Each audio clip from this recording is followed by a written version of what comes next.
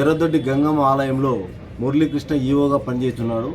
నిన్న సుమారు 11 గంటల సమయంలో ఆలయం నుంచి వెండి అమ్మవారికి భక్తులు సమర్పించిన వెండి ఆభరణాలు మరియు చీరలు కూడా ఒక ఆటోలో తీసుకొని పోతుండగా రాబడిన సమాచారం మేరకు అతన్ని అదుపులోకి తీసుకోవడం జరిగింది.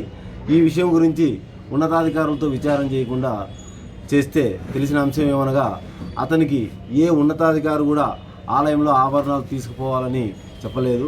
అందువలన ఆ విధంగా చేయడం చట్టరీత్యా నేరం కాబట్టి టెంపుల్ ఇన్స్పెక్టర్ గారు ఇచ్చిన ఫిర్యాదు మేరకు అతని మీద కేసు నమోదు చేసి ఈ దినము అరెస్ట్ చేసి రిమాండ్కి పంపడం జరిగింది.